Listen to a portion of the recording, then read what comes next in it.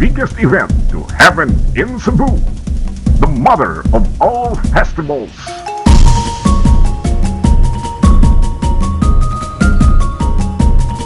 The rhythm,